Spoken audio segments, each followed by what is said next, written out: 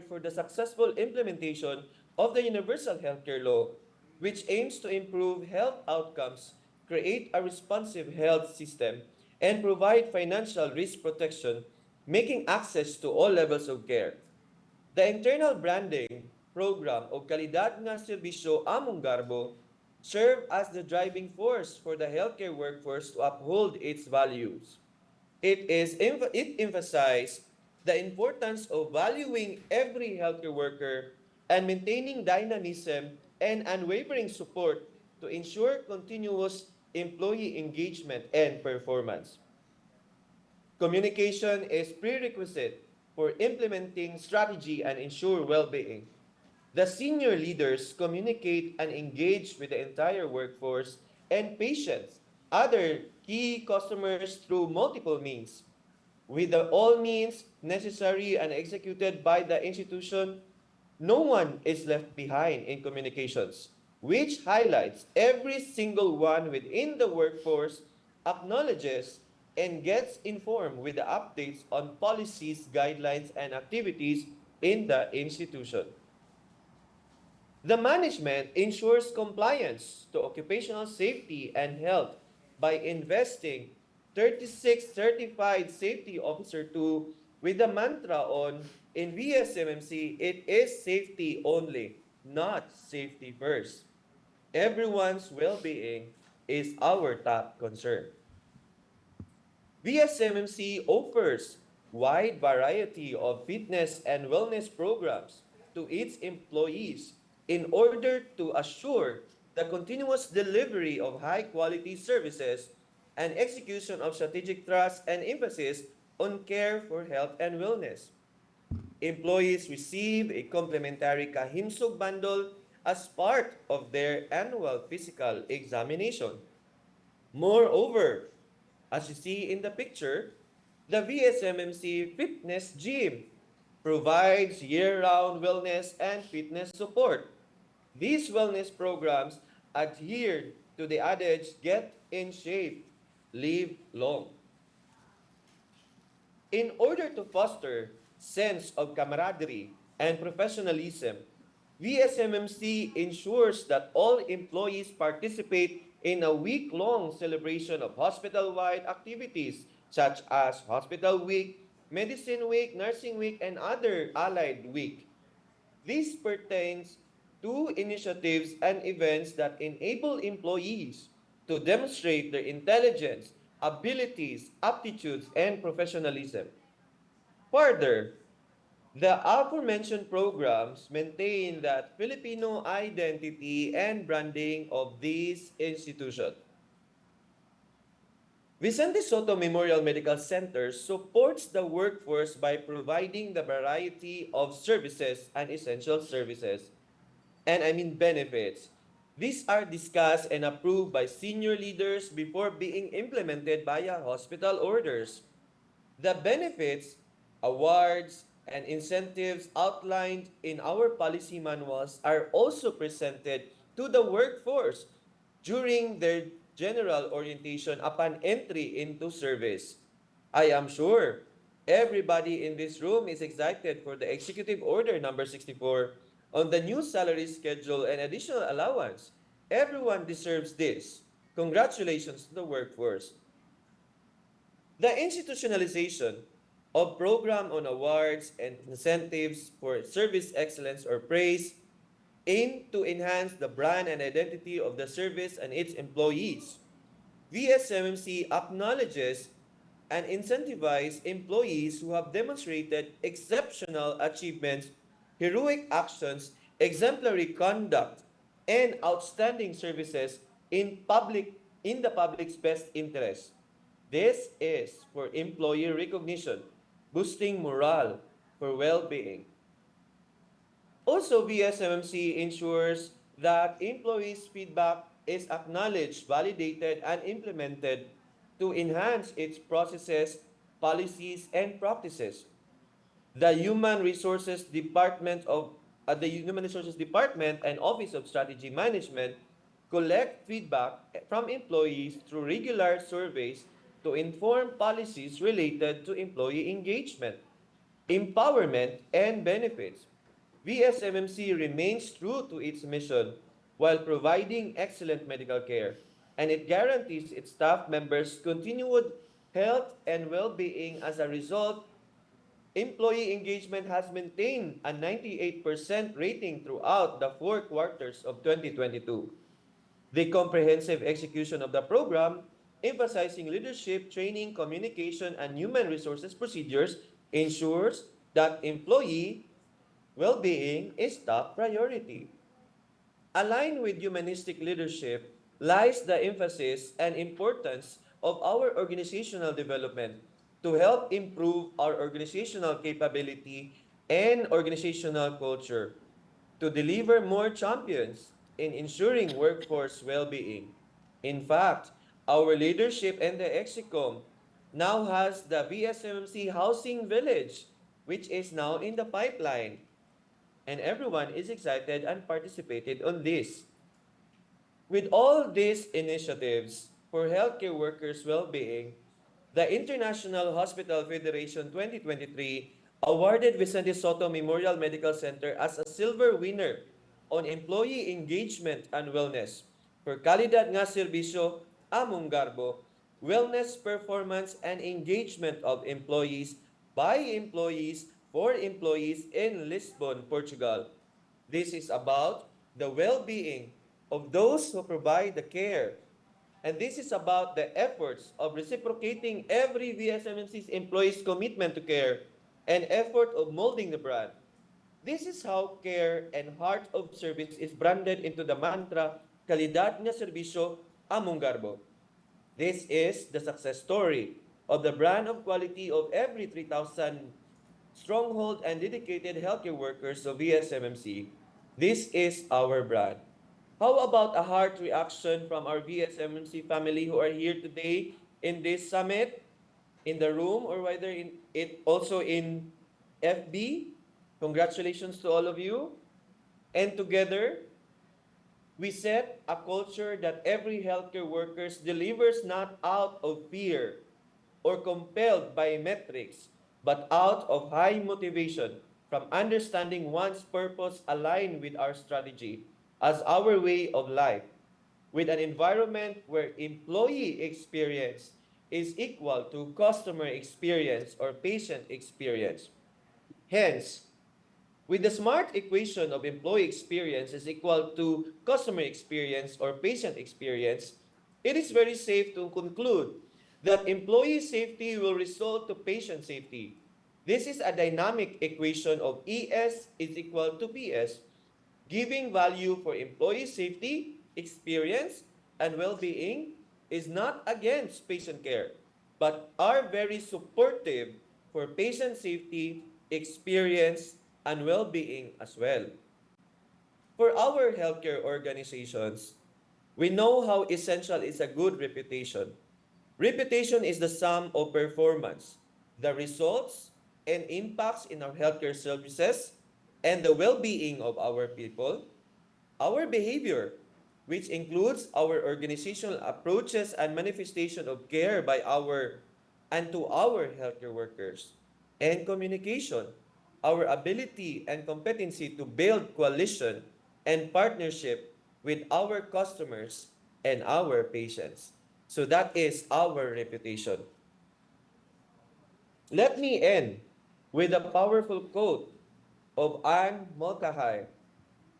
Employees who believe management is concerned about them as a whole person, not just as an employee, are productive, more satisfied, more fulfilled. Satisfied employees mean satisfied customers, which leads to profitability. And let me extend this to leading patient safety and patient experience. Daghang salamat sa Healthy Pilipinas, bawat buhay mahalaga.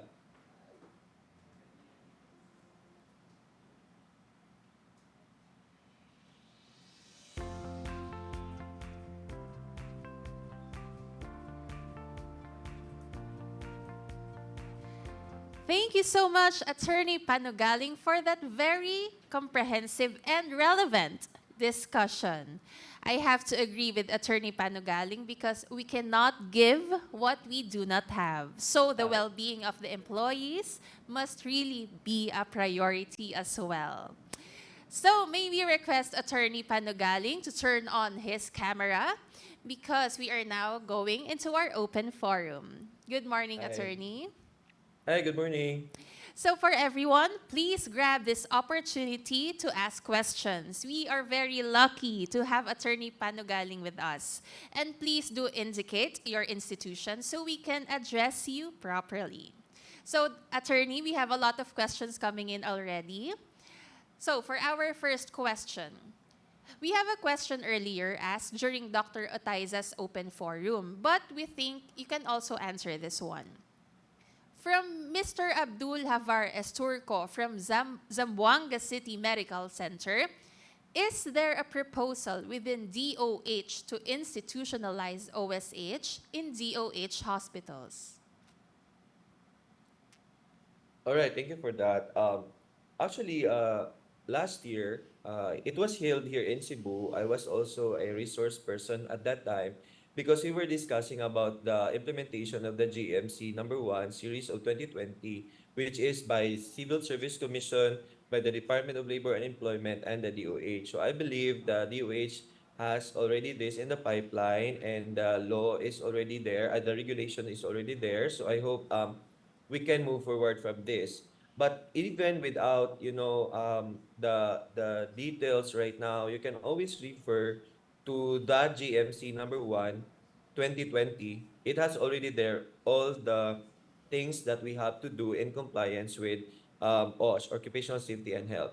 In the private labor sector, this is also highly part of our different regulatory requirements for the Department of Labor and Employment. So DOLE for the private and here in the government, CSC, DOLE, and DOH issued the GMC. Thank you. Thank you, Dr. Panagaling, for answering that question. Um, we hope, Mr. Esturco, that we have answered your question.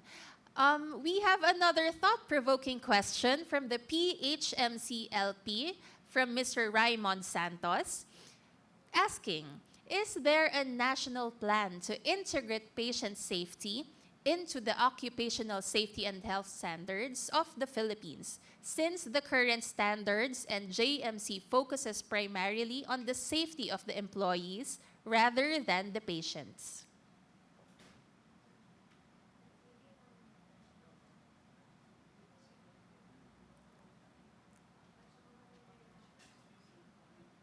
Attorney, can we please ask you to unmute your mic?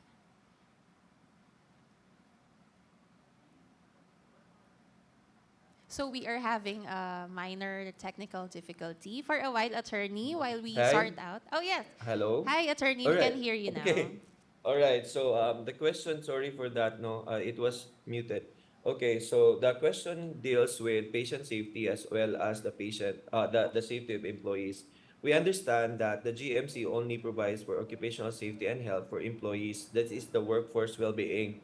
And I believe the DOH has already set of patient safety circulars and issuances in the past, and this can be already used. And for some institutions like here in VSMMC, we have already started our harmonization with even without such central office guideline. We can always in for example, in our people safety committee here, there are two parts: patient safety and the employee safety part and OSH. So you can already integrate that because there were two issuances that are already released. And I believe DOH is also giving this as part of the priority as well. Thank you. Thank you so much, Attorney Panugaling. We have another interesting question from Dermelen Garcero. Attorney, she is asking, how does the 12-hour duty significantly affect the well-being of healthcare workers? All right, that's a very good question. Okay. It can be defined in different perspective.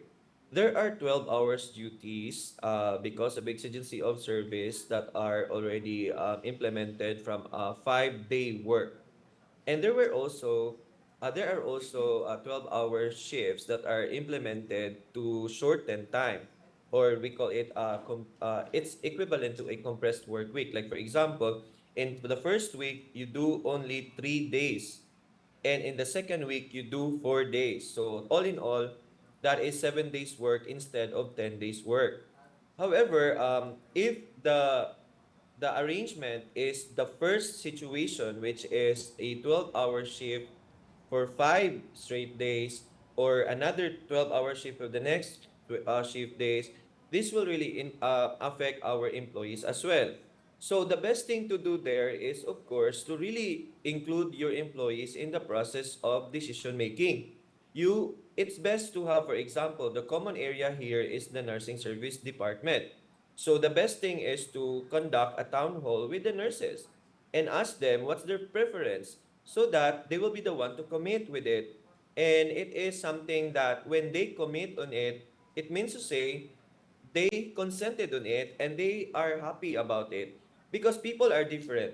There are people who loves work so much who does not want to stay at home, and there are also people who wants to rest. So it's something that you have to make a balance at all times. So the HR can also do something about it. Okay?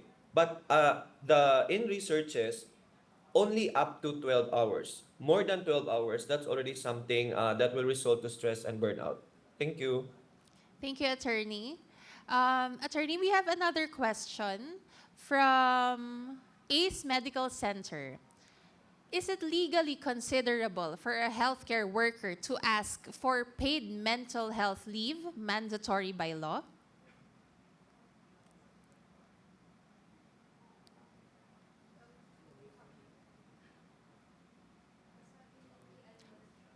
For a while, Attorney, while we Hi, sorted. I'm back. Okay.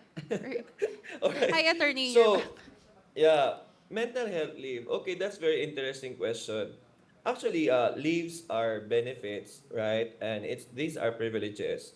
We know that we have vacation leave, we have also sick leave. If we have incorporated our mental health Mhm. leave in sick leave, then that can be done. However, many organizations are already expanding the process of supporting mental health law, which is giving a mental health leave. So some organizations already offer mental health leave of 3 days in a year. All right? But for those who does not have a mental health leave, they have already incorporated it with a sick leave, right? So it is something that you can look into. But when it is a demand to have like mental health leave, I believe at this moment it's not yet legally demandable, because we have already, if you look at it in labor law, that is service incentive leave of 5 days, but we are even giving more. And in the government, you have also the vacation leave, you have also the sick leave, you have also other special leave. So it's up to it's management prerogative now if you are going to really support mental health leave, but it is a matter of privilege and a benefit, not a matter of right. Thank you. Thank you, Attorney. It's so nice to have these discussions because, especially your topic, Attorney, is very relevant in our healthcare system. Okay, another question, Attorney, from Thank you. Medical City, Iloilo, from Stephen Sosa. What strategies can be implemented to improve mental and physical well being of healthcare workers? We start with the very basic, which is embracing technology. After during the COVID-19 pandemic, the world really changed. People now are very reachable at any time. It seems that there's no more boundaries of work hours and rest hours. Strategy is number one. Let's implement a workplace protocol, which is to ensure, the communication, that let's respect each other's rest period, because things can be done the next day. It will always start with a culture coming from the leadership that we have to always nurture this part. Even our top leaders are even very much affected with this. like a 5 p.m. message for a 5 p.m. deadline. So it has been something like so natural already. I'm not complaining, but I'm giving the facts that there are even submissions that are to be are given. The prompt is given at 3 p.m. to for you to submit at 5 p.m. So number one is let's respect each other's time. Let's respect each other's rest. We should not maximize technology that will deteriorate our mental health. Number two, communication. Communication must be very open with a culture of openness that everyone lives with the legal and ethical behavior of communicating scenarios, not being afraid of telling what happened so that things can be discussed and there can be a good decision coming from it. And number three, always remember to always include engagement activities for people. Like a very simple, events for salo-salo programs, eating at, small successes, small wins that will lead to big wins. These are something that we can implement as a culture and be part of our programs. I believe the organization's HR has these types of programs that just need support from the top management at all times. Thank you. Thank you so much, attorney. Once again, very, very insightful topic. Thank you. Thank you. For everyone, thank you all so much for participating and sending in your questions. Thank you for your overflowing support and engagement. But in the interest of time, we will now proceed in the awarding of the certificate with the following citation. Republic of the Philippines, Department of Health, San Lazaro Compound, Rizal Avenue, Santa Cruz, Metro Manila.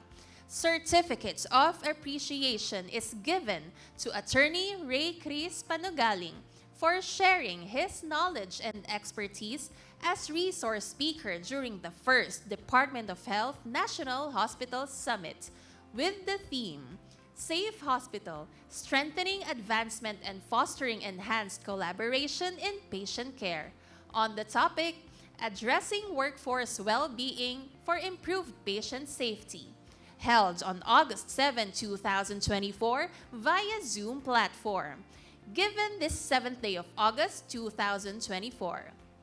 Signed by the co-chair of the first DOH National Hospital Summit and the Medical Center Chief 2 of the National Children's Hospital, Dr. Philip A. Morales, and the chair of the first DOH National Hospital Summit and the Medical Center Chief 2 of Jose R. Reyes Memorial Medical Center, Dr. Wenceslao S. Lauderes. Once again, attorney, thank you so much for sharing your expertise with us. We definitely learned a lot from your discussion. Thank you, Miss Nikki.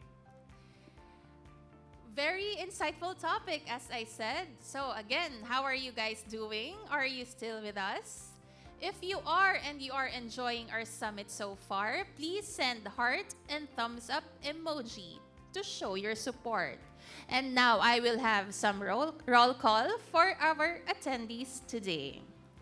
Greetings to our visitors from the Bicol Medical Center, Davao City, BMC Naga City, Mother Teresa of Calcutta Medical Center from Washington, D.C., USA. Our visitors from Vicente Soto Memorial Medical Center, Northern Palawan Provincial Hospital, East Avenue Medical Center, Valenzuela Medical Center, Amay Pakpak Medical Center, for our visitors from NKTI, from St. Anne General Hospital Incorporated, from Sorsogon Province, from Brent's Hospital, Zamboanga City. So please send the heart and thumbs up emoji if I mention your hospital. Our visitors sends their greetings from the Ospital ng Imus, PHU and PSC, Valenzuela Medical Center, HNU MCI Bohol, UC Med, Perpetual Health Medical Center Las Piñas, Pagamutan ng Dasmariñas, City of Dasmariñas. I will be reading some of our visitors in a while. And now, we will be having another 5-minute health break. Again, you may use this time to hydrate, relax, and prepare for our next speaker. Again, come back after 5 minutes. I will be waiting for you because hashtag walang iwanan. See you later!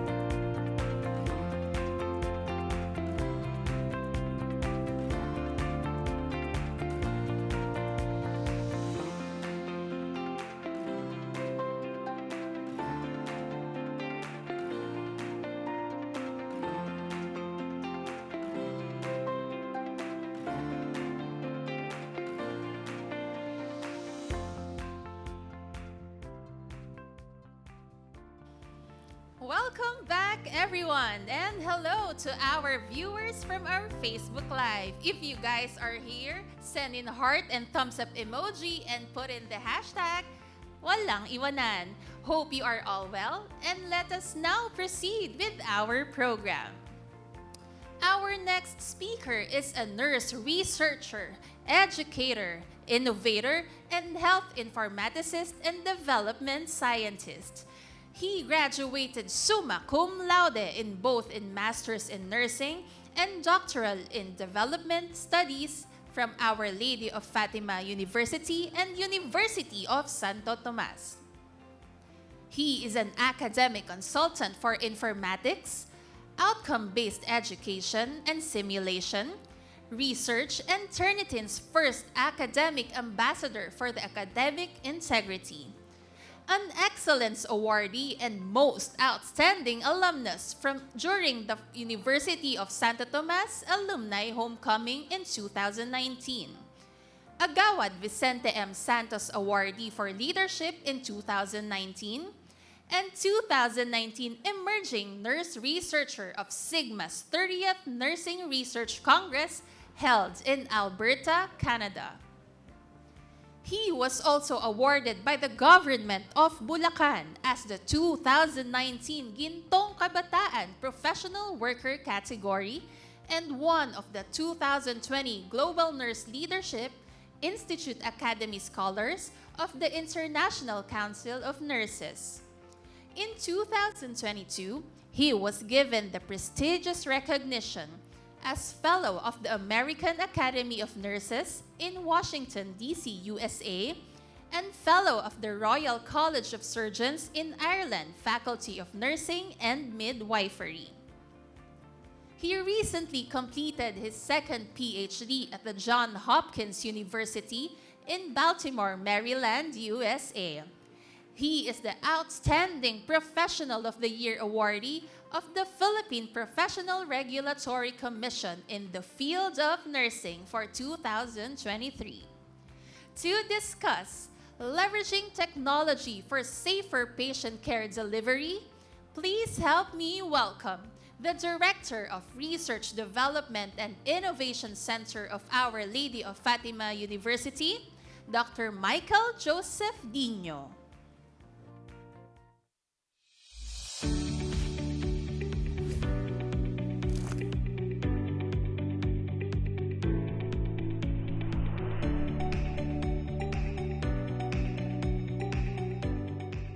Good day, everyone. Firstly, I wish to thank the Department of Health for inviting me to share something that I'm passionate about.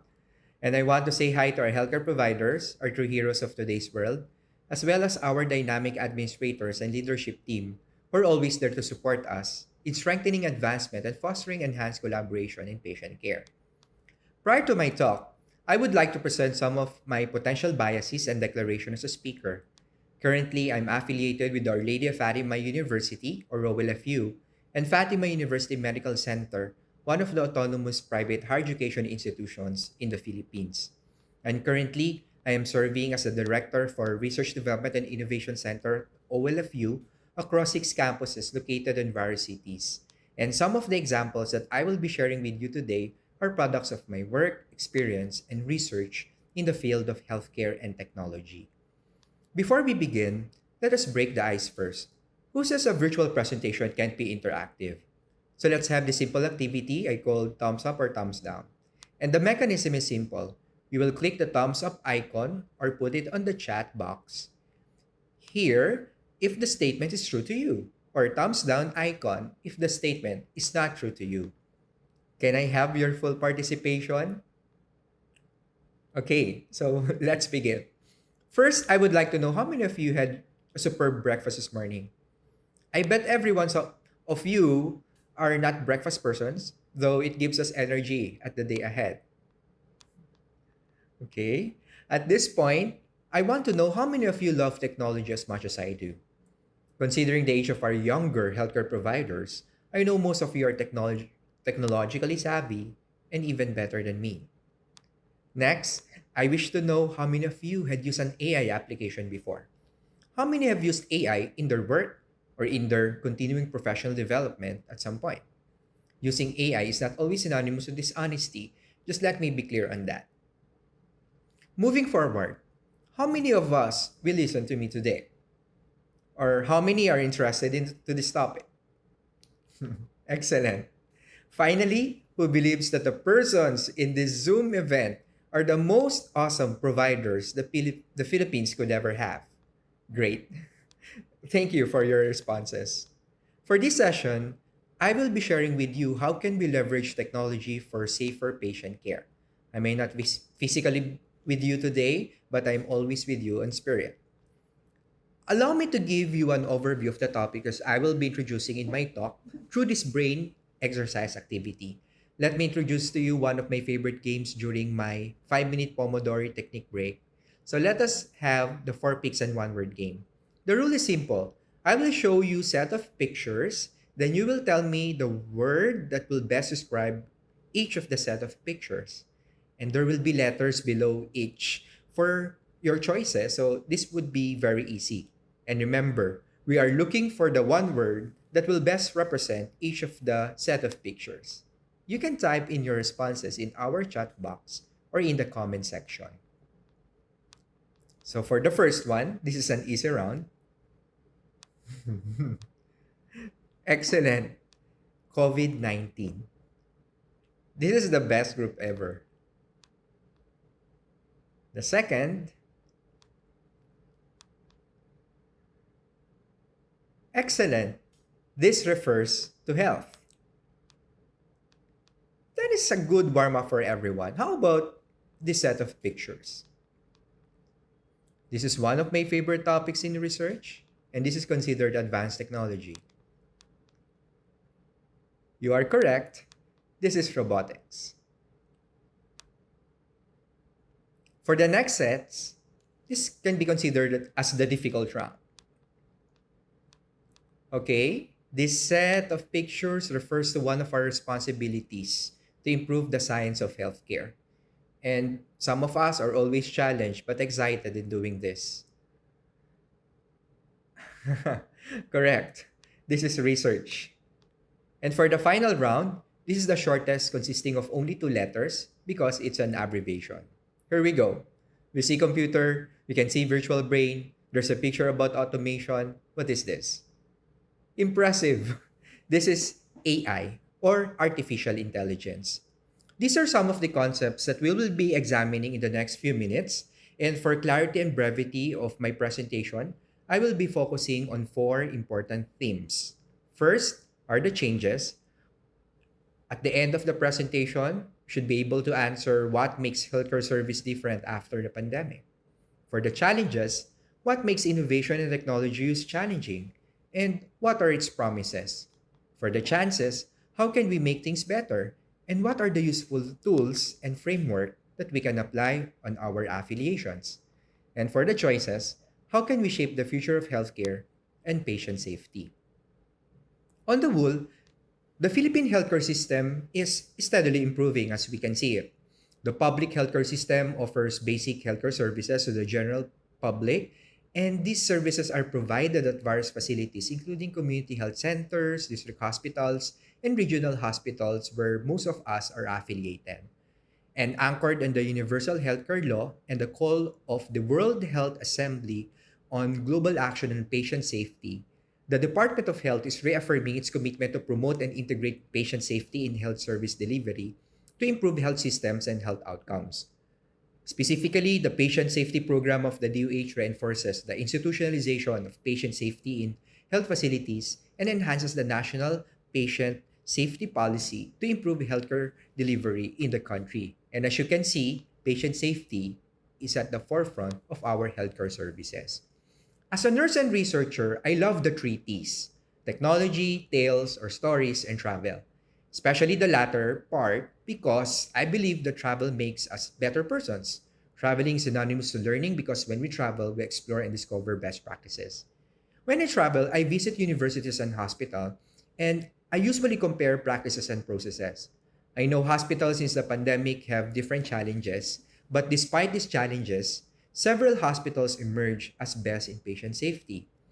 One of which is Loma Linda University Medical Center in the US, and was recognized as one of USA's top medical institutions for patient safety.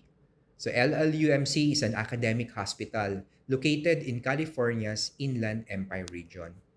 Whenever we think of patient safety, we are always crossed with literatures related to aviation. And you are correct because when we say patient safety, the philosophy and framework of patient safety was actually rooted in what we call aviation field.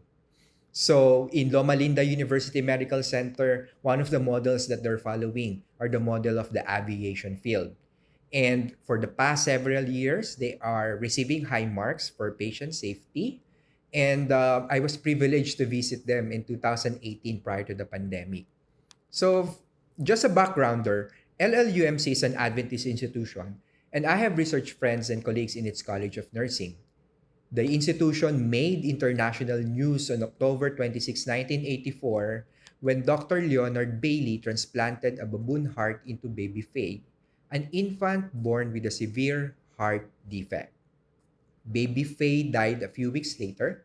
However, this effort led to the successful infant health heart transplant program with transplantation of human to human infant transplants. And also, they're also known for cancer treatment. For instance, the James M. Slater Proton Treatment and Research Center, located in the institution, offers proton therapy treatments for prostate, lung, brain, and other types of cancers. And this is considered the nation's first hospital based proton treatment center. Since its opening in the 1900s, over 14,500 patients have been treated in this facility. Today, LLUMC emerged as a benchmark to most hospitals in the US, primarily because of its patient safety rankings. And for me, LLUMC is more than deserving because as a former visitor, the culture of quality and safety is in the air when you visited their facilities. And these are the things that I have discovered. When you enter its main lobby, you will be impressed with the way they value their clients. They installed in the hospital hallways inspiring stories about their patients and treatment modalities. Every staff will give you a big smile and greet you whenever you cross their paths. In their hallways are research posters. Think about that, right? Of their breakthrough research studies that became the benchmark of best practices across the USA. For me, my stay at LLUMC, I discovered several ways on how we can further quality and safety. But what is unique about LLUMC is their use of the tool known as the journey map.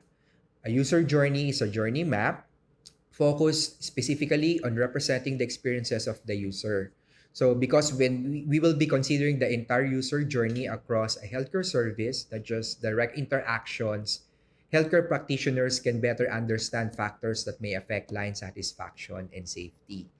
And in each of their departments, they have posters of their clients' journey maps. And this one is for the operating room. And as shown in this slide, they divide the patient experience into several phases and who among the healthcare team are interacting with the patient at some point.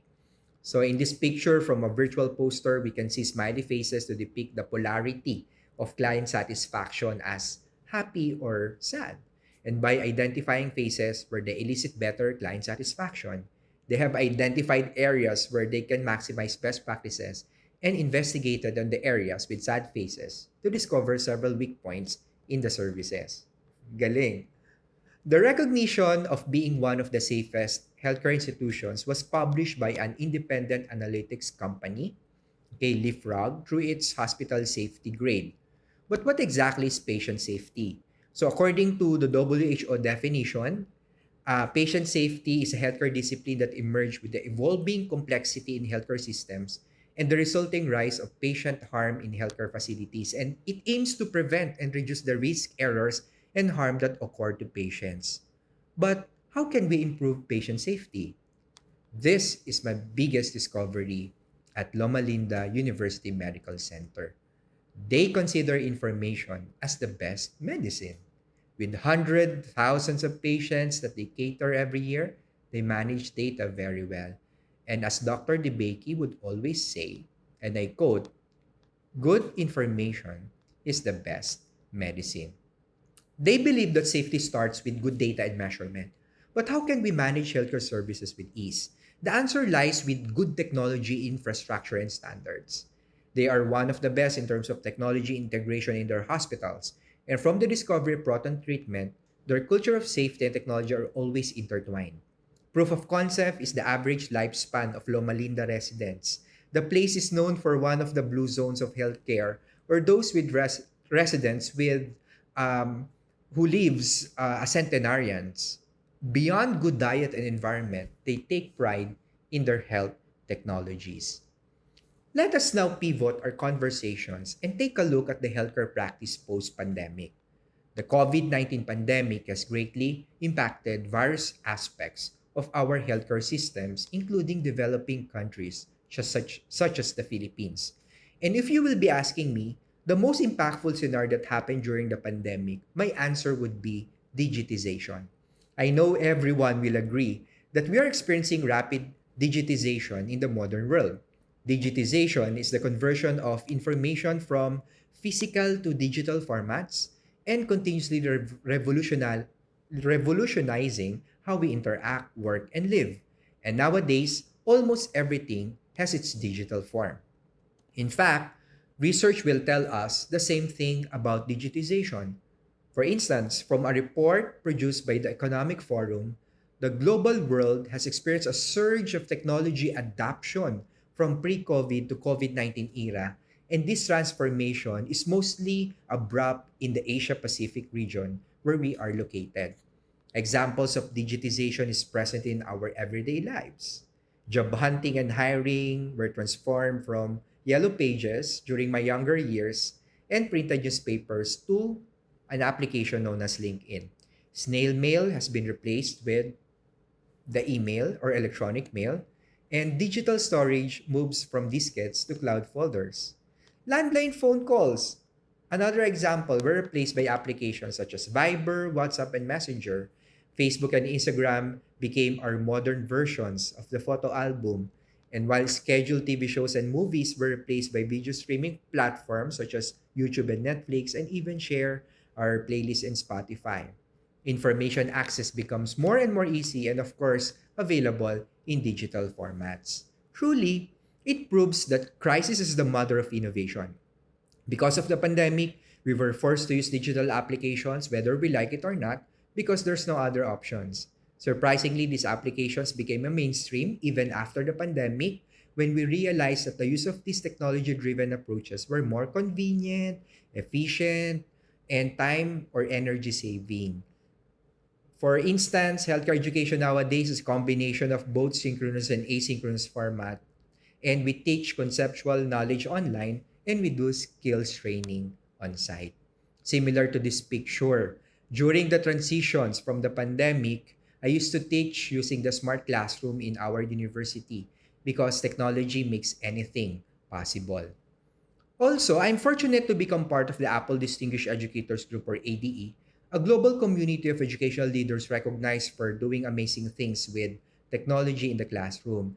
And since the start of my teaching career after my clinical, of course, affiliations, I advocated for technology use in developing the next generation of our healthcare providers. And as a proud member of its advisory board in health and medicine, previously, I have collaborated with a lot of educators worldwide to further research and health technologies, and that includes wearable technologies like the Apple Watch and tracking vital health statistics and activities of daily living from young to senior patients. Some traditional ways are better than using modern technology. I agree, but not all. Useful technology makes our lives and tasks easier and sometimes better. And at this point, there's no turning back. All we need to do is to move forward and ride the waves of change, as we call it. And as we move forward in a more digital practice, there are realizations and real world scenarios that led us to this previously unimaginable future. First, healthcare providers must need to recognize that the world is becoming almost digital. Paper-based forms in other fields are now being converted into what we call the digital records. Just like movie tickets are now being replaced by QR codes that you just scan in front of the cinema.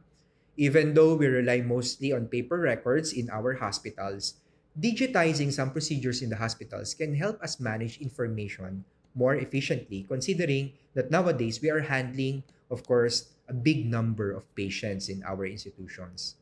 Also, the internet or the web makes it easier for us to communicate locally and even globally through various networks. So it is easier for information to travel from one place to another. And as we can see here, the internet has been dramatically improved from the previous years. And this slide gives me goosebumps and made me reminisce the first time when I first connected the internet through dial up on my third grade in school. And from simple applications, the internet has been improved to host almost everything from booking our next vacations, working remotely, and communicating with colleagues and peers. It opens doorways to wealth of information, knowledge, and educational resources, increasing opportunities for learning and continuous learning. Talking about history, when the Department of Health website was launched in 1997, it provided a new avenue to share and disseminate health data and information to the masses. And the internet is a highway of all the possibilities. Filipinos in focus are one of the most notable digital consumers and netizens, as we call it online. Because recent surveys will show us how internet browsing was embedded in our everyday lives, that it occupies almost 11 hours of our day, at an average longer than our hours of sleep. Therefore, the internet can be a catalyst for health programs. Additionally, the social media became a space where we also live, and a lot of you might be physically present in our event but also virtually present in social media, sharing posts and updates online. It's easy to connect through social media, right? And it can change human behavior. And a number of Philippine hospitals are maintaining accounts in their social media for health promotion and marketing. And the good news is it can give you some sort of data, analytics, and reports where you can analyze some of your postings. However, it also become a toxic place on the other side. Filipinos have the tendency to become marites, marupok, and maramdamin in the online space. Reputations are easily destroyed online, and cancel culture is becoming a habit. If there are positive thoughts online, there's also a share of negative thoughts. Altogether, our behavior online provides data about ourselves and reveals our activities as a form of a virtual culture, as we call it. Our personal information can be easily accessed online and becomes the basis for technology to know and predict us that later can be used for predicting our next move or preferences through artificial intelligence. Uh, Do you wonder why, when you browse YouTube, Facebook, or TikTok, the advertisements being presented to you are showing items and information that you previously interacted with? Yes, this is a classic case of artificial intelligence. Second, life reality is that the internet connects everything. And in the field of health, this might be useful because it made digital health possible and feasible. If we are connected through the internet, it is possible to compare our data with similar patients or conditions from other places. And because of internet connectivity, it also enables us to communicate with healthcare providers remotely through what we call telehealth that become, of course, more prominent during the COVID-19 pandemic. And by using internet, we can also send, of course, MRI results to experts located in other countries. And because of this, our wearable technologies such as digital health watches can communicate to the provider server and give us prompts when we experience health emergencies. The possibilities are really endless in what we call digital health. And if we're going to take a look at the statistics, this industry is predicted to grow in the next 10 years, amounting to 1,190 billion US dollars of market by 2032. Imagine that. And using both digitization and network via the internet, it is now possible to visualize healthcare data coming from various databases. Imagine your car dashboard, for example. It shows valuable data related to your vehicle status. So this concept is similar to what we call cardiac monitoring seen in the ICU that shows patient vitals live and current. But how can this be leveraged to a bigger level or what we call the macro level? A good example is the Johns Hopkins COVID-19 tracker during the pandemic. From various sources and databases, it enabled us to view the status of countries, and the data was used to inform standards, healthcare policies, and do predictions. It is actually a live metric of healthcare performances from various territories. And this become a metric for us also in the Philippines to know if we are improving in terms of our healthcare services. So, internet and digitization can be maximized by hospitals in adopting the so-called business intelligence or BI. It is the application of tools to process institutional-wide data across multiple sources and presenting the findings in live visual formats. It helps organizations to analyze historic and current data and predict future trends from data-driven decisions. BI or business intelligence is known in layman's as the dashboarding technique or the visual dashboard. And as a health informationist, I have piloted this approach in our own institution. So we first identify the metrics that are used in our work that measures our progress and in tracking our healthcare service performances. With the assistance of the IT personnel, we have managed to collate this data and present in a more visual form, just like what you are seeing at this point. The data can be displayed in various devices like mobile devices on the go. And through this technique, we can identify the progress of our goals and know the point in time when our client are most satisfied with our services. We can also use this dashboard to identify the needed supplies and using prediction that can identify the amount of supplies that we will be needing in the next 6 months. So talk about efficiency. We also recognize the top performing departments and those departments that need further monitoring, and it's all in one page. Again, business intelligence or what we call the dashboarding technique. However, business intelligence is just the tip of the iceberg. There are so much more in technology, especially now that we are officially entering the fourth industrial age, the fourth industrial revolution or fire, or the era of advanced technology. But what exactly is the fourth industrial revolution? So let us trace its roots.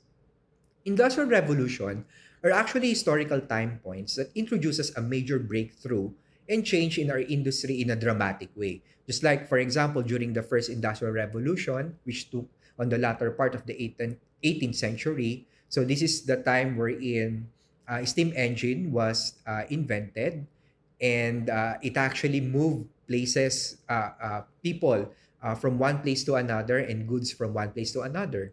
And during the second industrial revolution, we saw new technological advancements in, especially in the electrical field, no?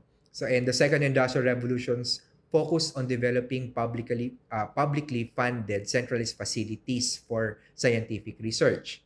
During the third industrial revolution, known as the era of computers, we have witnessed the emergence of information technology, biotechnology, nuclear energy to automate production. And now we are observing the fourth industrial revolution, which is described as the advent of cyber physical system. The fourth industrial revolution also encompasses a world of mixed reality, robotics, self-driving cars, artificial intelligence, and of course, the use of satellites is also in the fourth industrial revolution.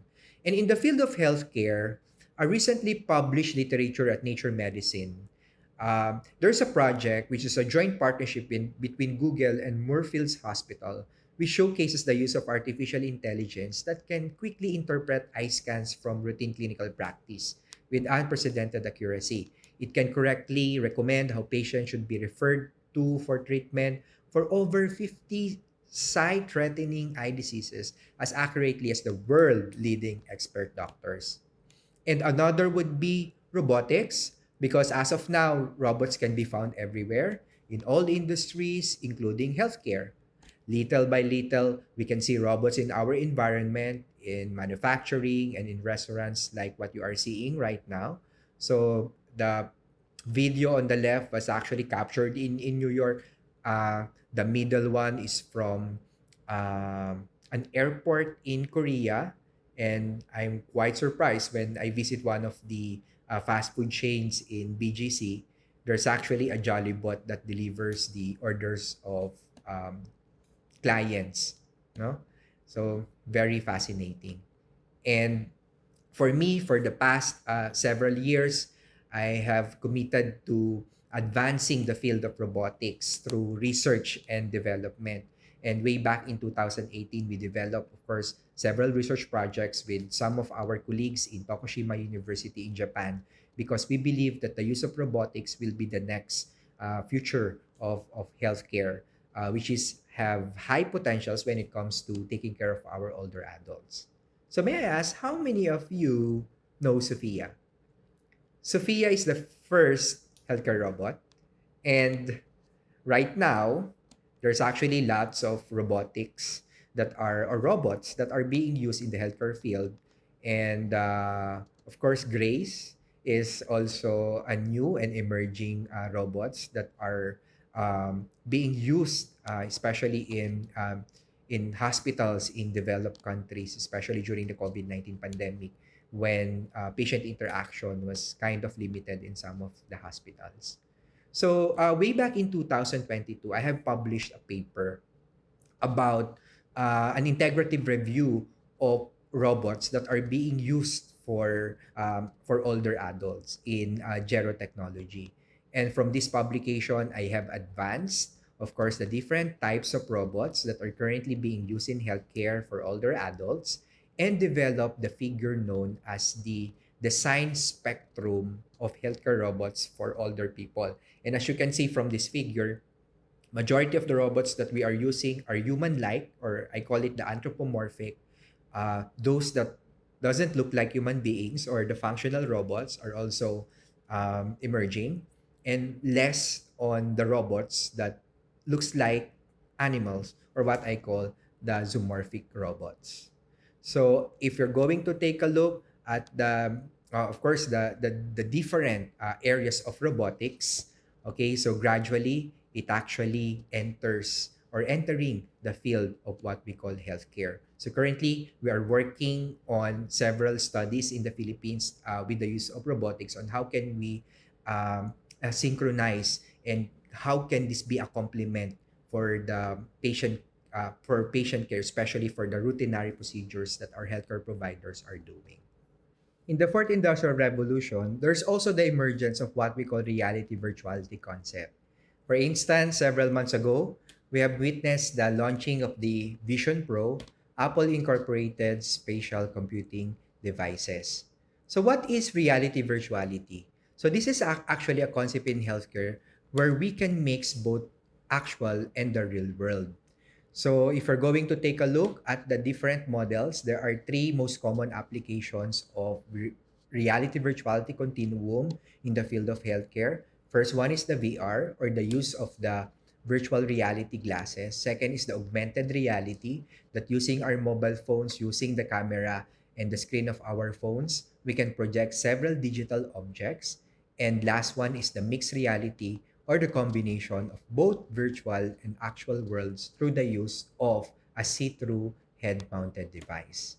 So for the first example, virtual reality, we can see here a good, of course, exemplar.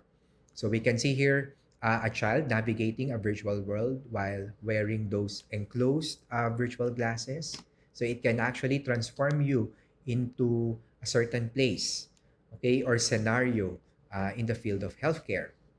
So there are some universities around the world that are using VR to train their nurses in different situations and immerse them into several cases, just like the Johns Hopkins University School of Nursing. Augmented reality is being very popular nowadays, that through the use of your mobile devices such as iPad, you can actually project the camera of your phone or your iPad to a table, and later on you will see anatomical models appear before your eyes. And even using your simple smartphone, if you're connected to the internet, you can just search circulatory system at Google, and Google will give you an option to see that in a 3D form using augmented reality, just like the circulatory system And this application, I used this especially during the COVID-19 pandemic when our students cannot attend to their anatomical laboratory classes. Okay? This is not only used in healthcare but in other disciplines as well. For instance, in chemistry, you can mix several compounds and project species. Okay? Species, examples of species. And these are very useful when it comes to training the next generation of our healthcare providers. So scientists and scholars are envisioning a future wherein mixed reality can be used to interact with other members of the healthcare team in successfully teaching our clients, okay, especially for disseminating health information. And not only in the clinical practice, but in educational spaces are as well.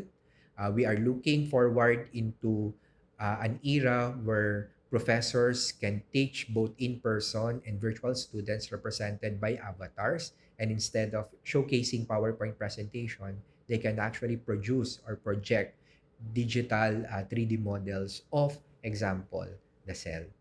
So if we're going to combine both actual and virtual world, this will form what we call the metaverse or a digital universe that offers individuals the ability to participate in an extensive virtual world.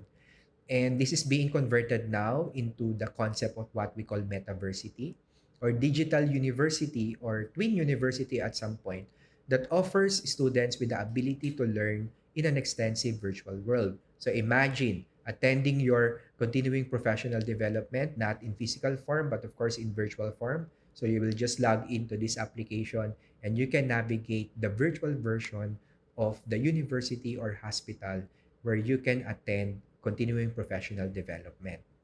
So there are some institutions around the world who are maximizing the use of it. Example are Northern Illinois University, Fullerton College, University of Kansas, and New Mexico State University, where they provide their students and professionals an option to attend either physical or virtual sessions. And the good thing about it is it mimics the actual physical features of a certain facility where they used to attend their continuing professional development. Okay?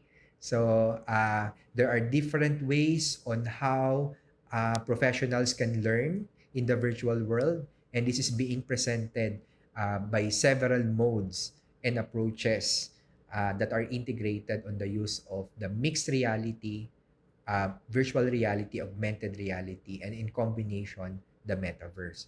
So a lot of you would ask, are these applicable to the Philippines? Yes, definitely. Just like for instance, we are developing now, of course, several initial projects for the development of the first metaversity, of course, in Asia. 2 years ago, we established the Marvel Laboratory or the Multiple Applications for Reality Virtuality Experience Laboratory with support from the Department of Science and Technology. So it was launched way back in February 21, okay, 2 years ago. And there's actually a show that was produced by the Department of Science and Technology at CNN Philippines. And at this juncture, I would like to walk you through this laboratory.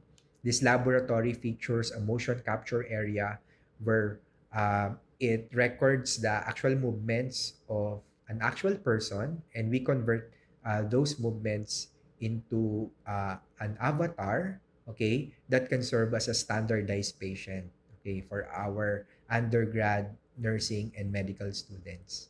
Okay, so how can the students experience this? So using that mixed reality device HoloLens, where we uploaded some of these applications, so students and even professionals can earn their continuing professional development through interacting with several scenarios and enhance the skills that they actually have, just like right now that we are developing the BLS applications that can um, be used to project the actual scenario and present several cases and issues that students and even professionals can actually solve.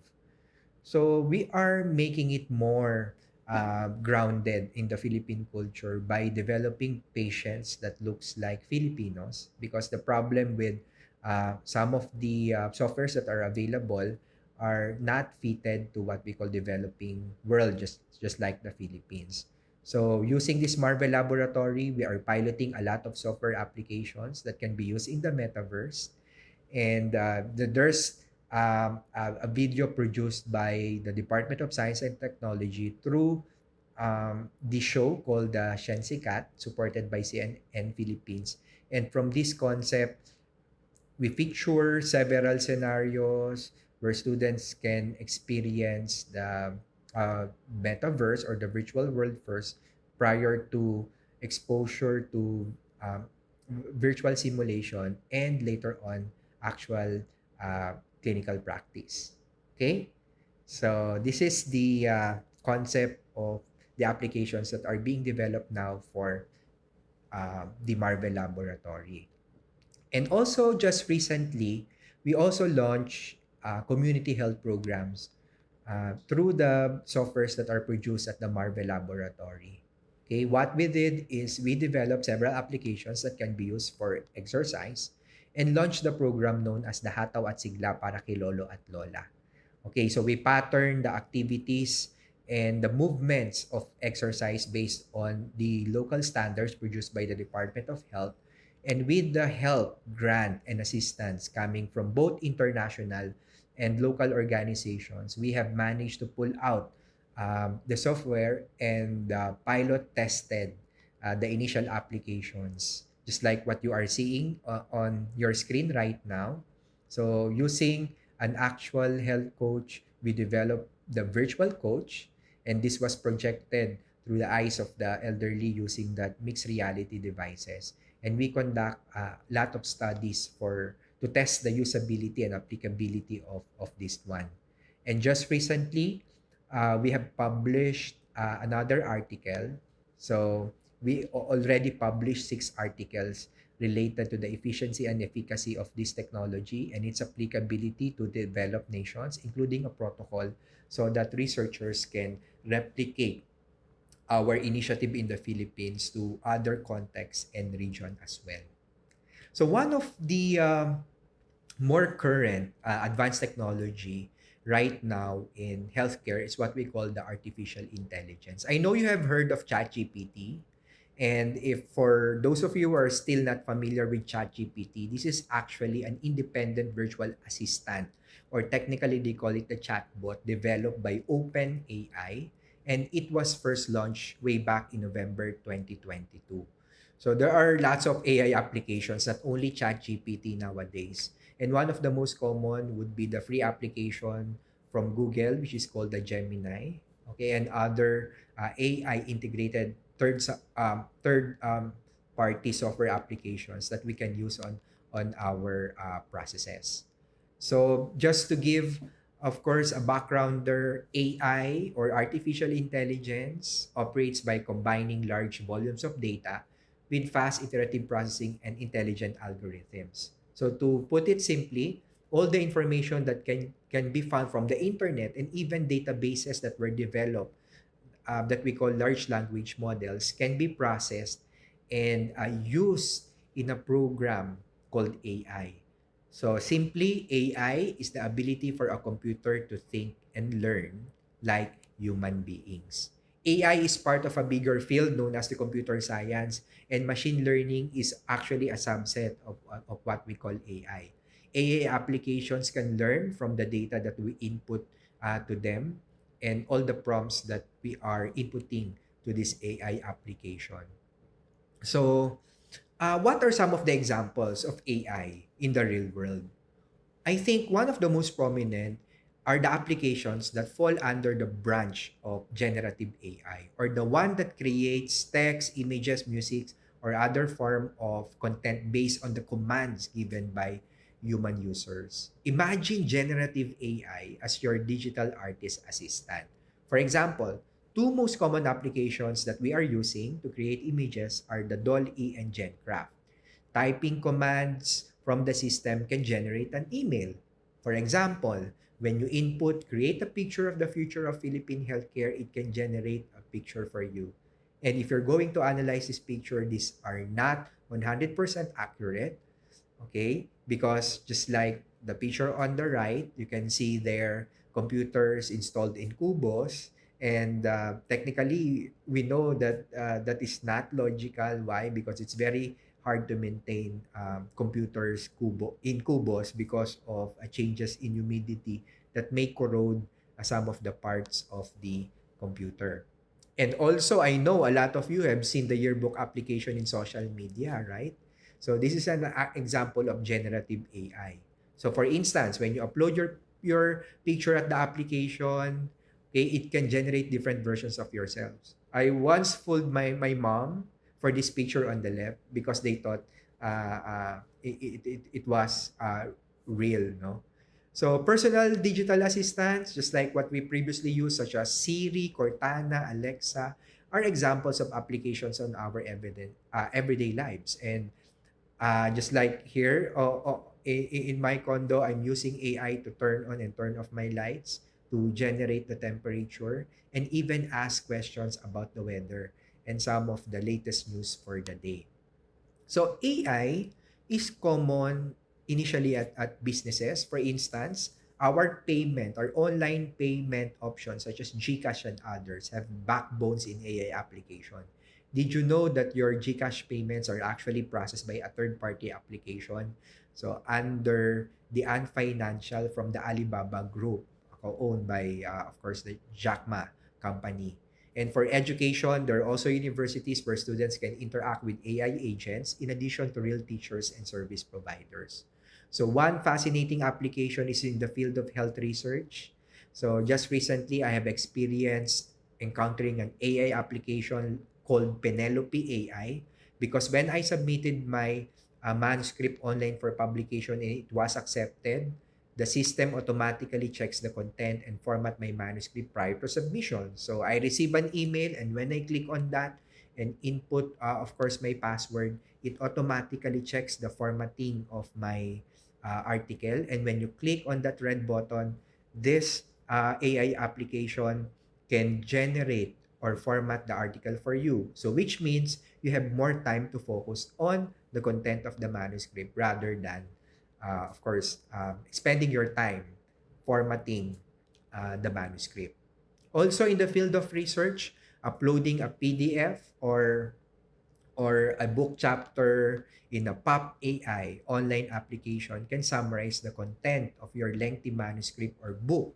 And you can ask questions for this application related to that article, especially for evidence-based practice articles. You can ask questions, what would be the most efficient way to handle infections in the clinical area. And AI is not only software, there are also devices that were produced that can serve as your digital assistant. And just recently, I bought one unit of the orange one because whenever there's new technologies available, I always see to it that I'm testing it on how we can use it in the healthcare field. So AI device shopping boodle is real. So AI is also revolutionizing the field of healthcare. And allow me to give examples. Okay? For instance, in nursing, AI applications can be used in every step of the nursing process, in documentation, in evaluation, in optimization, just like Otter AI. So it can convert your verbal documentation into what you call text, and it can perceive and correctly convert even the Filipino English that we're used to speak, no? Another would be Buoy. So when you input patient data here, similar to an application used as the Sensely, it can generate some of the interventions that you can use, and it can also connect you to your patient if they have information seeking, of course, needs in the hospital.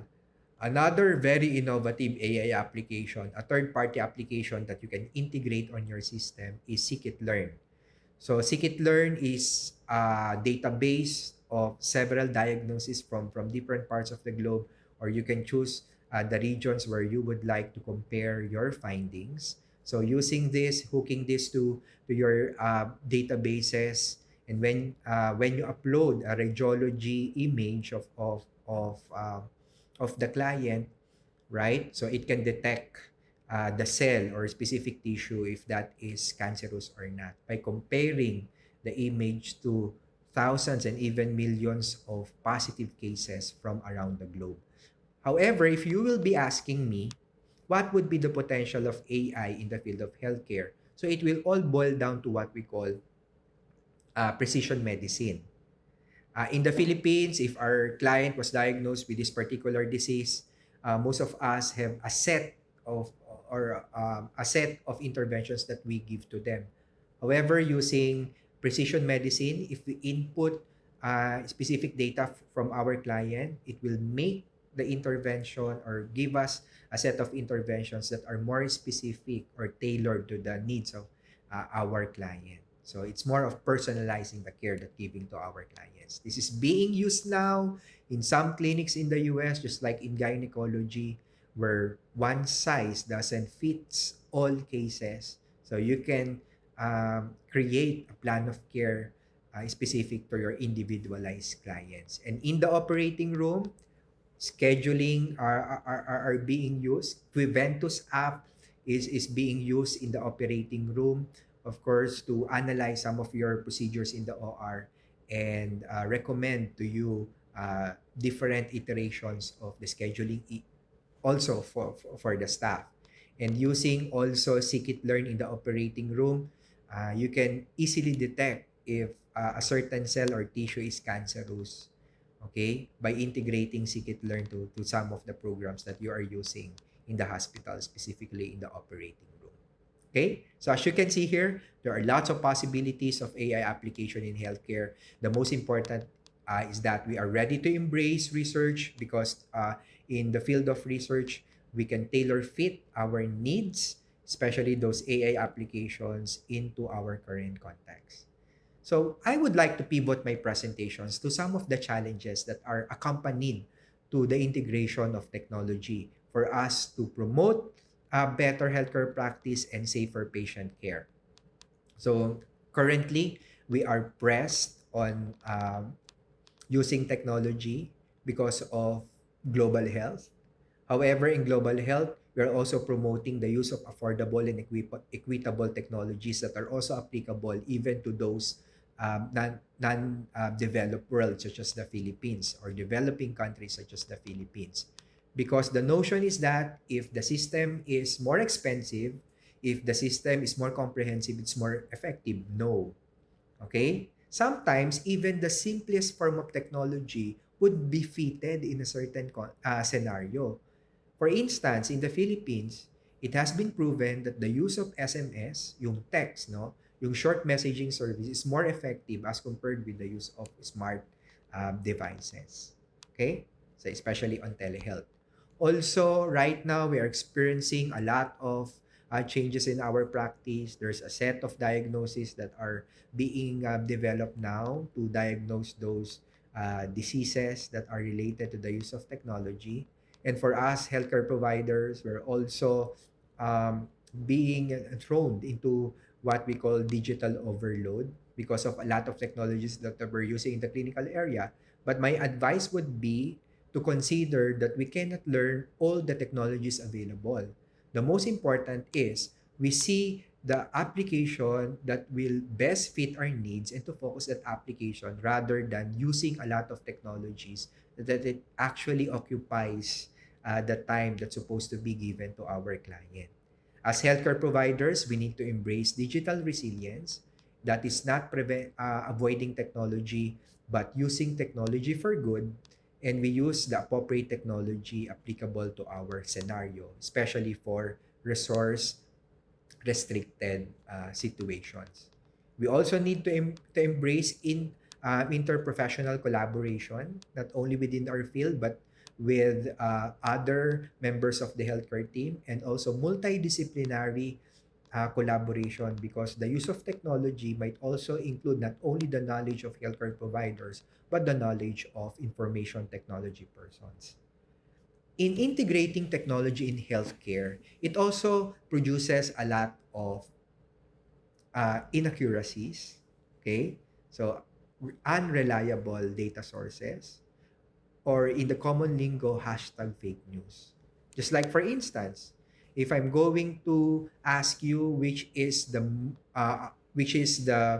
real video of former US President Barack Obama, so is that the right one, or the left one? Okay, it's very hard to distinguish, right? Because one of which is AI generated. So what do you think is the generated video? Okay, some of you guess it correct. The first one is a generated lip sync of former President Obama. And as we can see, some AI applications are not that accurate. It can also give us false results, which is very detrimental, especially in the healthcare field. That's the reason why in the healthcare field, we used to develop a separate database or large language models for that, because we are dealing with patient life. And in the use of technology, we should also prioritize our patients as the center and core of our activities. It's very, sad to identify some of the news that are currently being projected at social media right now. So, for example, AI passing board exams. Okay, so if you're going to put side by side doctor and ChatGPT. So according to some studies, robots can give more empathic responses, and they are more preferred when it comes to by the patient. We should always remember that there's no technology that can replace the human side of caring. I believe as a professional, as a researcher, and as an educator, that uh, no technology can replace the good healthcare provider, right? But good technology can replace the bad healthcare provider. So what does it mean? So in addition to being competent, um, in terms of healthcare delivery, we should also be computer literate, okay? Because we cannot give what we don't have. So we cannot be replaced by AI, but we can replace by a person who uses AI. And just recently, the World Health Organization published several guidelines of AI for use in the healthcare field. But for my own opinion, for me, it is very appropriate to use what we call the Goldilocks principle. Do you know the Goldilocks principle story? The Goldilocks story, right? So Goldilocks and the three bears. So she visited the house of the three bears, and I think this story teaches kids on the different sizes. Okay, but when Goldilocks entered the kitchen, so she saw three types of soup. One soup is very cold, one soup is very hot, but she preferred the soup that is not too hot or not too cold. So we can put that principle into the healthcare context. In applying technology, we need to balance, okay? Um, Technology and human intervention. Or in the use of AI, we need to balance, of course, technology and human judgment. Okay, we need to consider information sharing and data privacy. We need to avoid uploading data at AI sites, okay, especially those data that are confidential to our client, because it becomes part of the database of AI. We always need to integrate human decisions, or what we call the human in the loop. We don't rely in technology or in AI because it will result to a decline of our skills. And the news is true. AI are somewhat biased because most of the digitized information are coming from most developed countries. Okay? So in our institution, we have recently adopted what we call the burger model. And creatively, I call it the Jolly McFatima. Okay, so because in our institutions, whenever you're going to use AI, you always need to sandwich them with human intervention. So meaning you start with human intervention first. If you're going to use AI, it should be at the middle. And at the end of the day, it generates certain content. You need to check it. You need to verify. You need to modify if you see fit. So it starts with human intervention and it ends with human intervention. So we call it the burger model. Just like, for example, if you're going to produce an essay, so you need to identify your objective and the most appropriate way to use AI.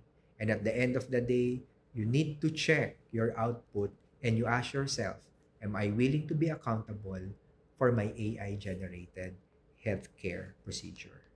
Okay.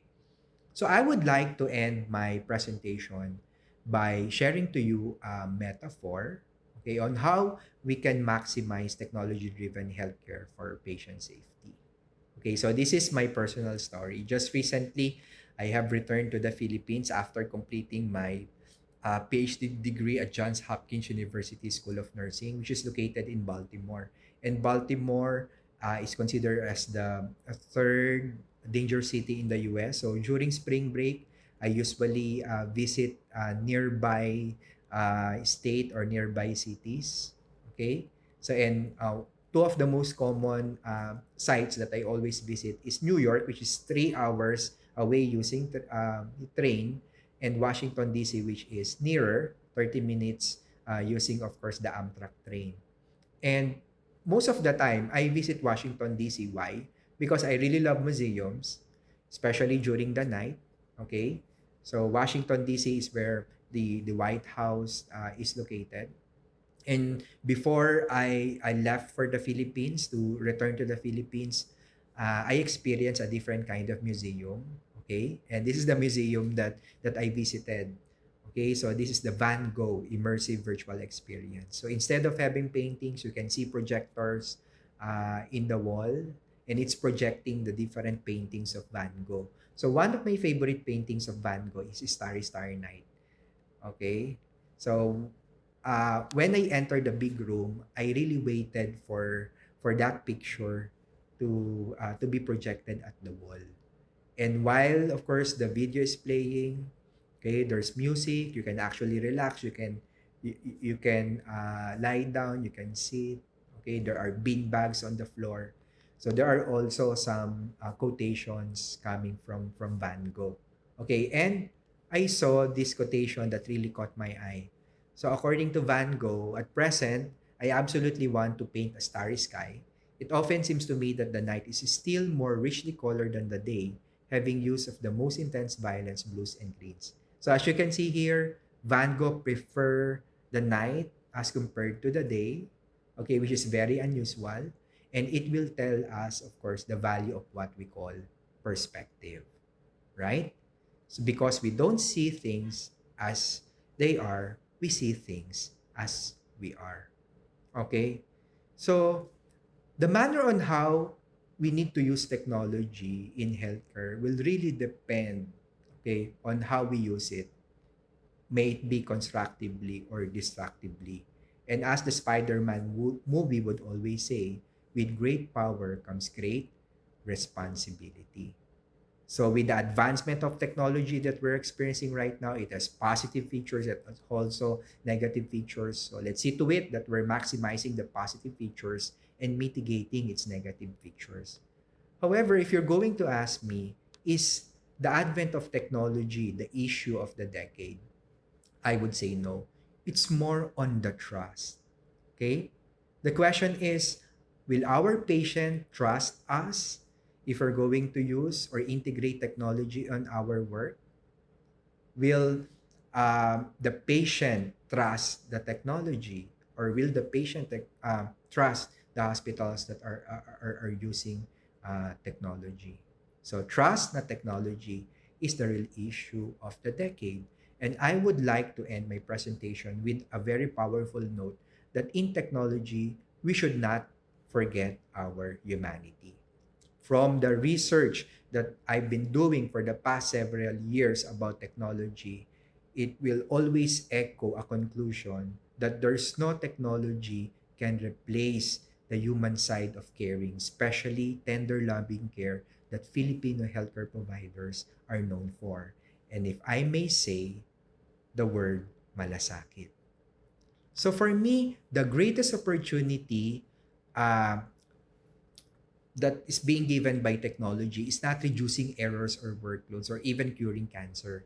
It is the opportunity to restore the precious and time honored connection and trust, that human touch between patients and, of course, provider. And in fueling our potentials, our healthcare providers of the Philippines, we need to maximize the secret formula in fueling our potentials in this technology driven world. And I call it the caput, the core, and the manus. To be the best healthcare provider, we need to have the mind, we need to be knowledgeable in using technology. Okay, we need to have the manus or the hand, and we need to convert those what we learn into skill. And most importantly, we should have the heart or the core that balance our mind, our skills, and our ability to use technology. So with that, thank you very much for your attention.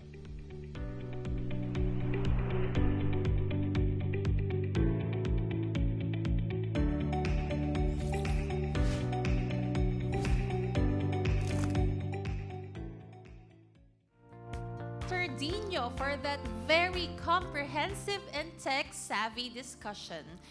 I believe there is no way but forward, and I believe that technology is one of the things waiting for us at the end of the tunnel. At this juncture, may we request Dr. Dino to open his camera as we now open our forum. Good morning, Doctor.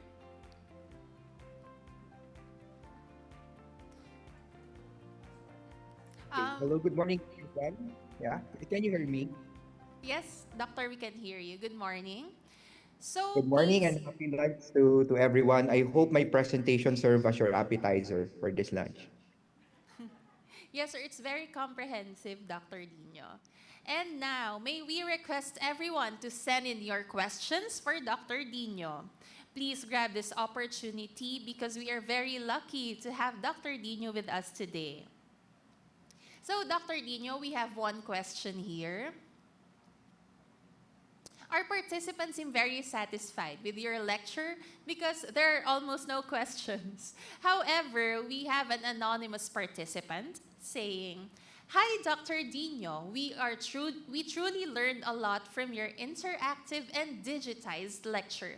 My question would be, how would you encourage healthcare workers to embrace advancement in technology, and what are your strategies to address resistance?"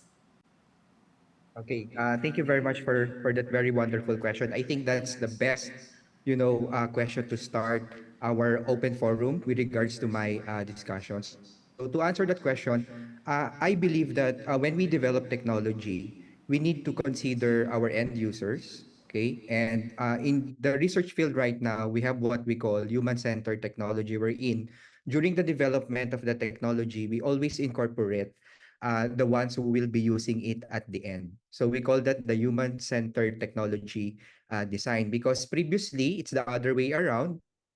Usually the technology is already there and we are forced to adjust to the technology that's being required to be used by us. And I also consider that there are some laggers or resistant to what we call technological change. Okay, especially for developing countries such as the Philippines. For some healthcare providers, they don't want to go beyond their comfort zones, right? But I think the best intervention for now is to try it gradually until it becomes part of your system.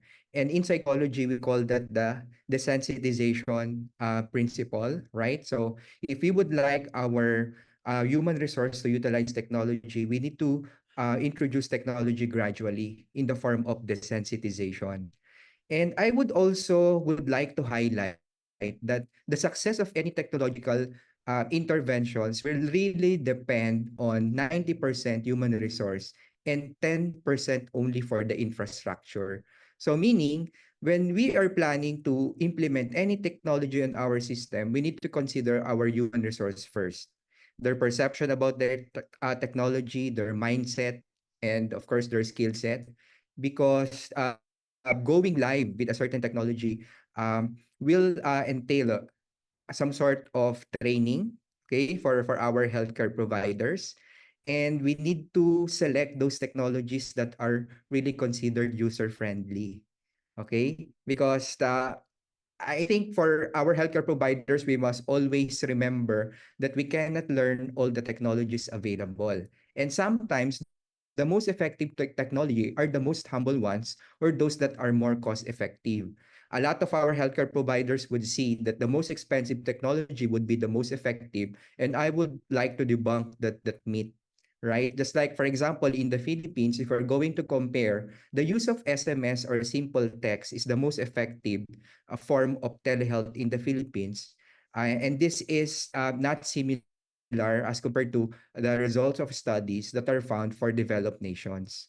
So for me, it's very important for us to change our mindset with the use of technology. We consider them as a tool and not to replace us. And on that way, we can, of course, live with it, and gradually, technology can be integrated on our systems. Thank you. Thank you so much, Dr. Dino. We have another question here from Phi Gamma Chapter from Miss Rita Molly Gallagher. Do elderly patients prefer the sense of humanity of interacting with more human looking robots? That's a very good question coming from the Phi Gamma chapter. Okay, so I have published, I think, more than 10 articles related to robotics. And one of the framework that guides the robotics practice for healthcare uh, is, of course, the frameworks that are coming from Japan. Okay, so we have this framework called the uncanny valley theory of robotics. So the uncanny valley theory of robotics says that if a robot is becoming more human, okay, our inclinations or affection to robots increases, but only up to a certain point when it becomes super I mean super related or looks like human. So our affiliation will go down because it will be replaced by feelings of eeriness or fear of that particular robot. So there is a measure of anthropomorphism or humanness of robots. So we call that the Abbott score. And according to research, the most impactful and effective for human beings are those that are only human-like. Okay? So if you're going to Google Pepper, Pepper is the most appropriate, especially for older adults. And as we can see, the Abbott score is not that high, but it's just human-like.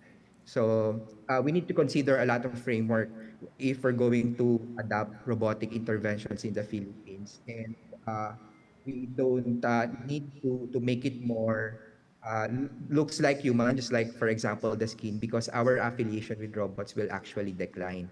However, in the Philippines, I think the problem is the cost of the robot. Okay, but right now we are doing our best to produce studies to produce more cost-effective ways of utilizing robots. And just like right now, instead of having the physical robot, we are using and testing mixed reality that can replace the actual robots because it's more cost efficient and you can save up to 60% as compared to acquiring a real robot. Thank you. Thank you, Dr. Nino. So, for everyone, we appreciate your support in extending your time joining us today. However, in the interest of time, we will now proceed in the awarding of the certificate with the following citation. Republic of the Philippines, Department of Health, San Lazaro Compound, Rizal Avenue, Santa Cruz, Manila. Certificate of Appreciation is given to Dr. Michael Joseph Dino for sharing his knowledge and expertise as a resource speaker during the first Department of Health National Hospital Summit with the theme Safe Hospital, Strengthening Advancements and Fostering Enhanced Collaboration in Patient Care. On the topic, Leveraging Technology for Safer Patient Care Delivery. Held on August 7, 2024 via Zoom platform. Given this 7th day of August 2024.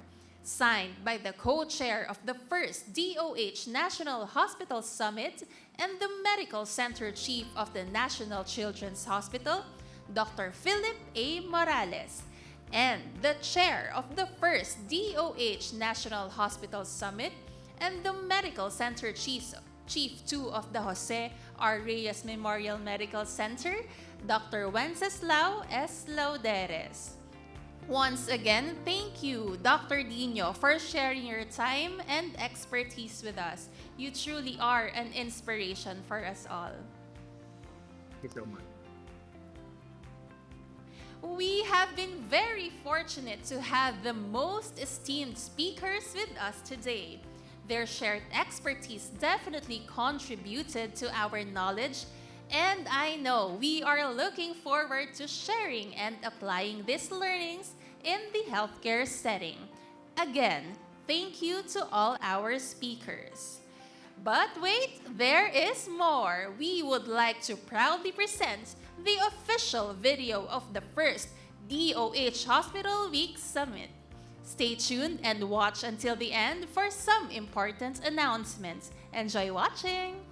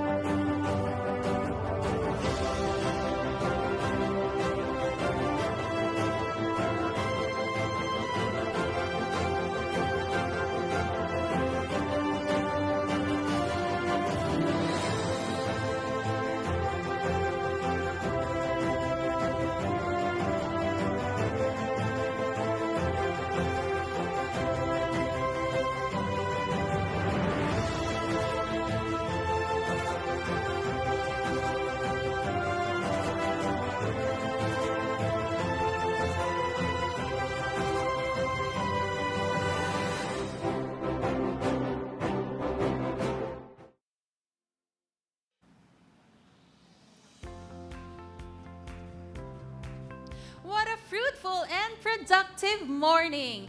In behalf of the Chair Hospital, Jose R. Reyes Memorial Medical Center, and our co-chair hospital, National Children's Hospital, we hope that you learned a lot during today's discussions.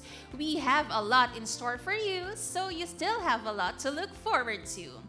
This is only day one of our 2-day summit. Tomorrow, there will be more interesting topics to be discussed by more distinguished speakers, and you will have Mr. Joshua Philip Solomon, our colleague from the National Children's Hospital, as your moderator, so you have that to look forward to.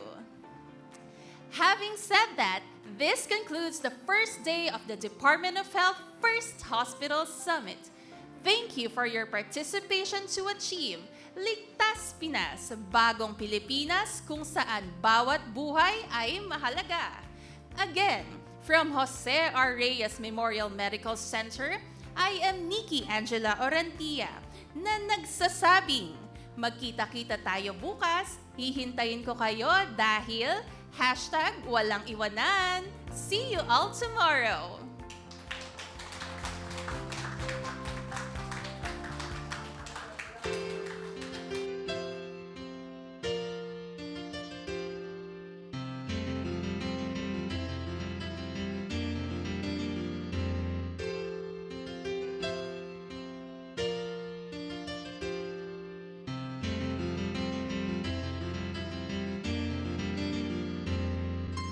Sa kalusugan, kami ay nagkaisa. Hawak kamay, ngiti aming taglay, upang kayo ay mapaglingkuran, tapat na serbisyo sa bayan. Kalinga at pagmamahal, yan ang aming alay, patungo sa kaligtasang tunay, kaligtasang tunay. Bangon na, tayo na harapin ang umaga, wastong kalusugan, ang ating sandata. Halika na, sumama ka, tayo'y magkaisa, patungo sa buhay na puno ng pag-asa. Kapit-isip nating dalhin ang saya't ligaya. Sumama ka,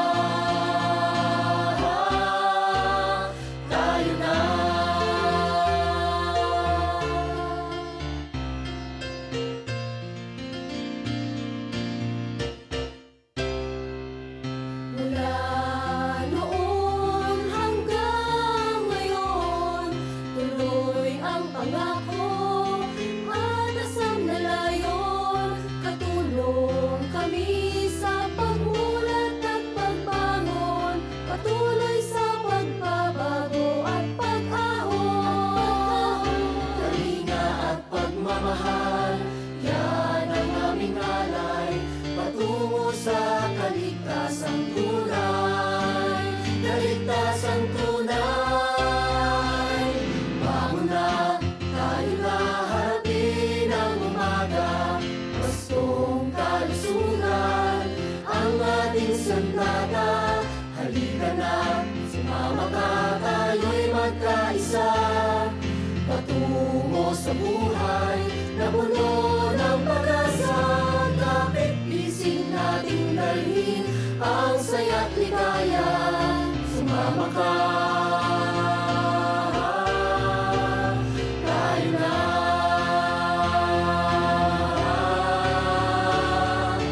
Bangon na, tayo na harapin ang umaga, wastong kalusugan ang ating sandata. Halika na, sumama ka, tayo'y magkaisa, patungo sa buhay na puno ng pag-asa. Kapit-bisig nating dalhin ang saya't ligaya. Sumama ka, tayo na. Tayo na, Tayo na. tayo na, Tayo na.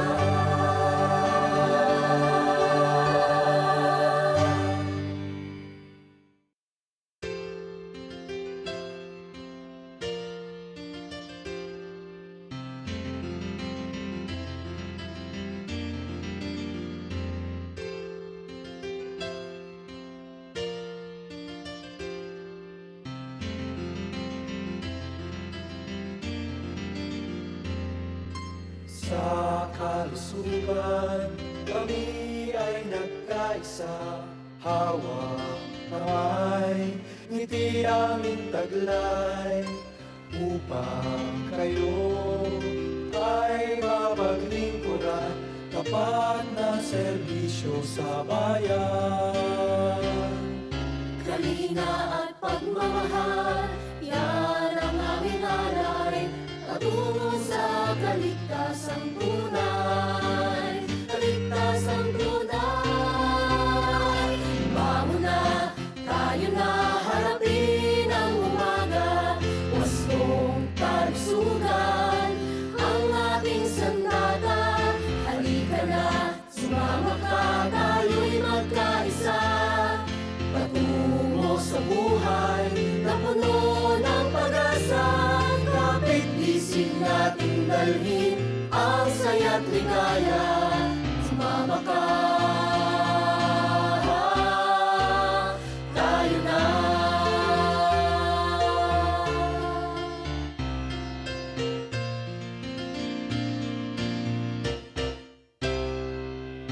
Mula noon hanggang ngayon, tuloy ang pangako at asam na layon.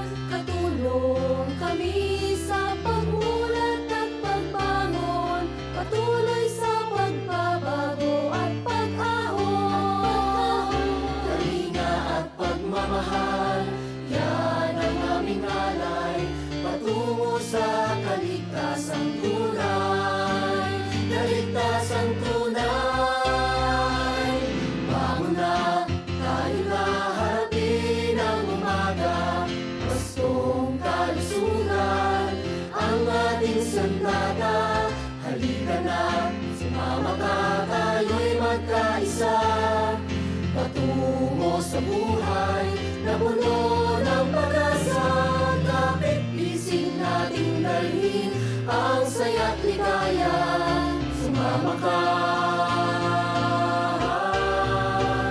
tayo na.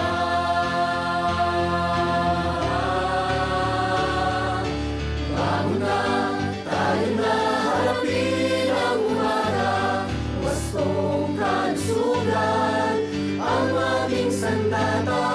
Halika na, sumama ka, tayo'y magkaisa, patungo sa buhay na puno